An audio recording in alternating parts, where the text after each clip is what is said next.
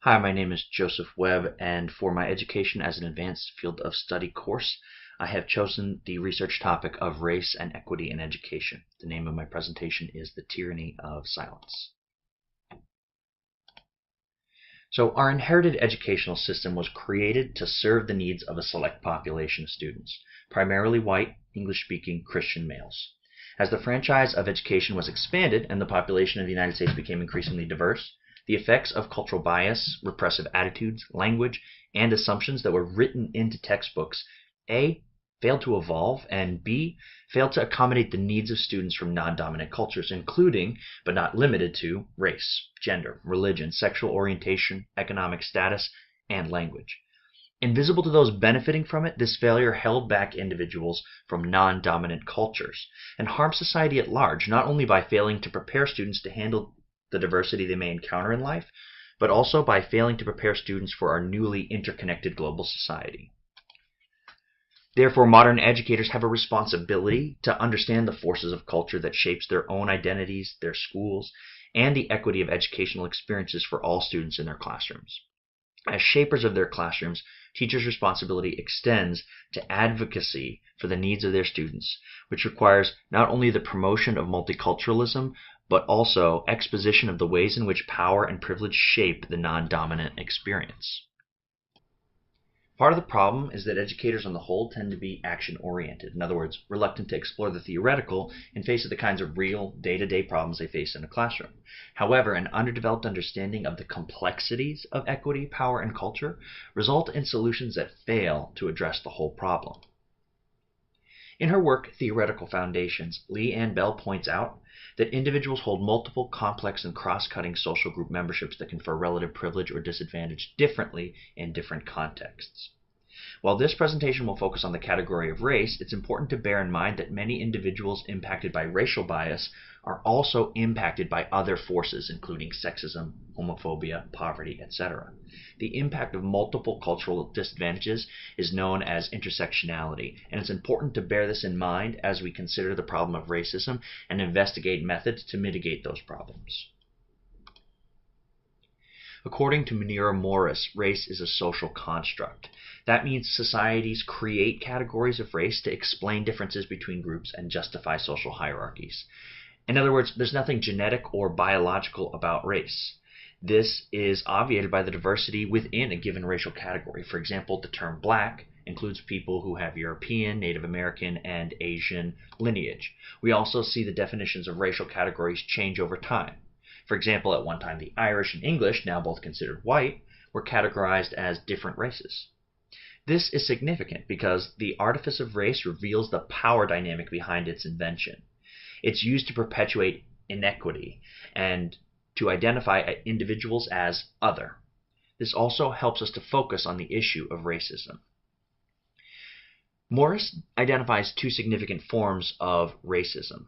Cultural racism, which includes cultural images and messages that affirm the assumed superiority of whites and the assumed inferiority of people of color, and passive racism, which is more subtle and results from tacit white support of white domination or white advantage.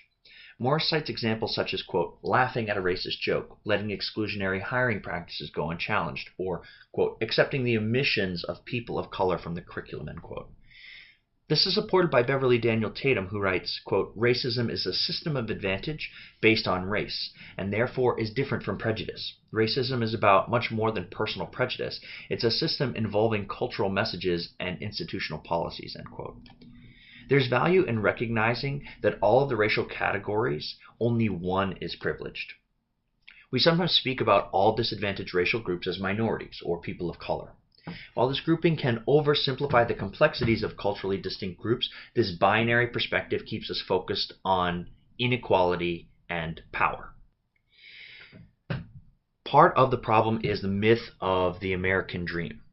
If the American dream is to be realized, first we have to get on an equal footing between people from all different privileged and unprivileged backgrounds.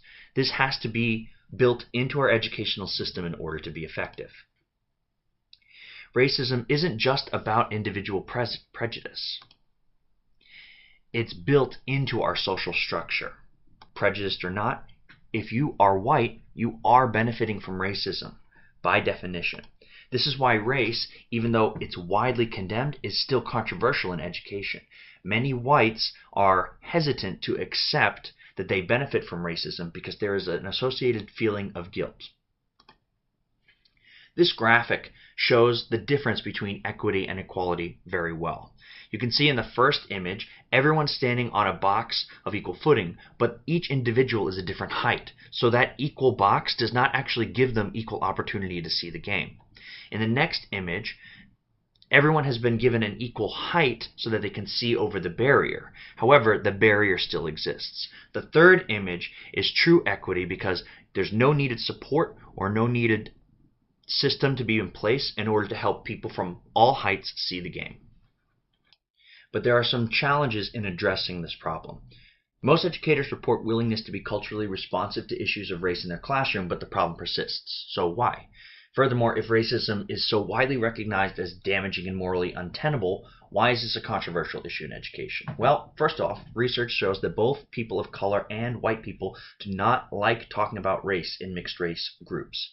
People of color report frustration about mixed race group conversations because they find that whites often deny or downplay racism.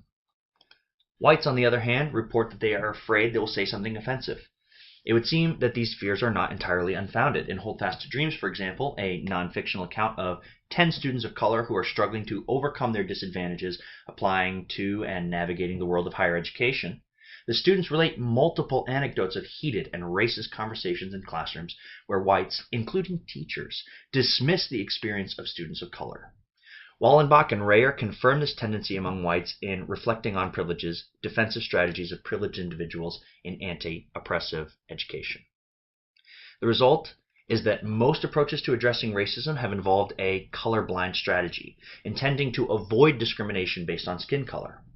However, not acknowledging a person's racial identity also means ignoring the inequity and power dynamics that have informed their experiences. As Morris points out, it can also suggest the notion that race no longer matters in American society because, quote, there's no longer any racism. Clearly, racial categories and racism continue to shape our society and our education systems. If we do not recognize this, we cannot change it, end quote. Lastly, and most importantly, racism is not only inadequately addressed by, but is also perpetuated by an enshrined goal of promoting the assimilation of minority groups into a white cultural and educational standard. But it's this very expectation that puts students from culturally diverse backgrounds at a disadvantage over white students who simply need to maintain the status quo that they learned at home. Culture is often looked at in terms of food and music and clothing and maybe family structure, without including a careful consideration of how differences in power determine whose culture is deemed, quote, civilized or, quote, deprived, and whose language is considered broken versus sophisticated, and whose values are considered backward versus enlightened. Prudence Carter, educational sociologist, suggests that controversy arises when the white standard is challenged because educational institutions must adhere to standards of some kind, and there's already ubiquitous acceptance of the cultural, lingual, and historical preferences of whites. Education that's integrated and not assimilative places a greater burden on educators because it requires more individual catering to students from different backgrounds. That means more time to translate concepts across cultural barriers, increased education required for the teachers themselves, and therefore requires more resources. But by its nature, this problem affects the underprivileged who do not have the resources to draw upon. This short poem by Nayyirah Waheed sums it up. Never trust anyone who says they do not see color. This means, to them, you are invisible. In light of these challenges and ineffective strategies, thought leaders attest to several best practices that can build a culturally responsive environment.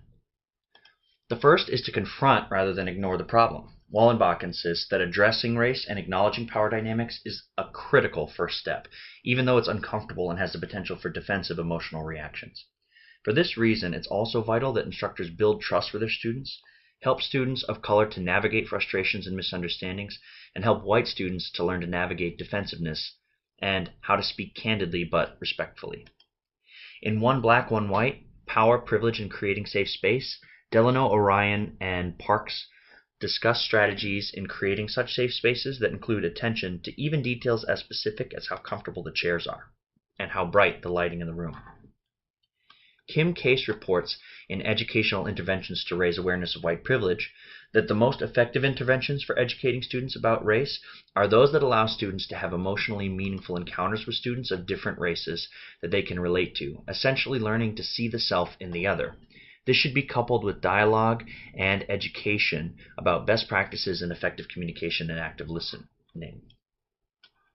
A culturally responsive educator